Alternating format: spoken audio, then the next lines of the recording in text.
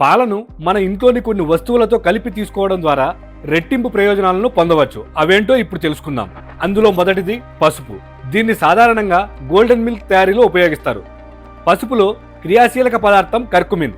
ఇది anti inflammatory మరియు anti oxidant గుణాలను కలిగి ఉంటుంది. సెకండ్ వన్ తేనె. తేనెలోని యాంటీ మైక్రోబియల్, యాంటీ ఇన్ఫ్లమేటరీ మరియు యాంటీ ఆక్సిడెంట్ గుణాల వల్ల తేనెను చాలా కాలంగా పాలలో కలుపుతున్నారు. ఇది శ్వాసకోశ సమస్యలకు కూడా సహాయపడుతుందని అధ్యయనాలు సూచిస్తున్నాయి. థర్డ్ వన్ అల్లం. అల్లం వికారం, వాంతులు, అజీర్ణం మరియు పీరియడ్ పెయిన్ వంటి వాటికి నివారణగా ఉపయోగించబడుతుంది.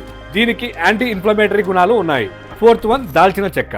దాల్చిన చెక్క రుచికరమైన సుగంధ ద్రవ్యం. ఇది డయాబెటిస్ మరియు గుండె సమస్యలు ఉన్న వారికి ప్రయోజనకరంగా ఉంటుంది. దీనికి యాంటీ బ్యాక్టీరియల్ మరియు యాంటీ వైరల్ గుణాలు ఉన్నాయి. ఫిఫ్త్ వన్ బాదం. ఇవి ఆరోగ్యకరమైన కొవ్వులు మరియు అవసరమైన ఖనిజాలతో నిండి ఉంటాయి. ఇవి రక్తంలో చక్కెర, కొలెస్ట్రాల్ మరియు బరువును నియంత్రించడంలో సహాయపడతాయి. గుండె సంబంధిత సమస్యలు మరియు డయాబెటిస్ ప్రమాదాలను కూడా తగ్గిస్తాయి.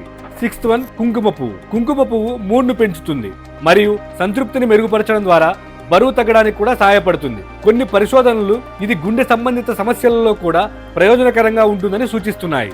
అయితే ఈ మిశ్రమాలను మీరు తీసుకునే ముందు వైద్యుని సంప్రదించడం చాలా ముఖ్యం. ఇలాంటి మరెన్నో ఇంట్రెస్టింగ్ వీడియోల కోసం మా హ్యాపీయెస్ట్ హెల్త్ తెలుగు యూట్యూబ్ ఛానల్ని సబ్స్క్రైబ్ చేసుకోండి. ధన్యవాదాలు.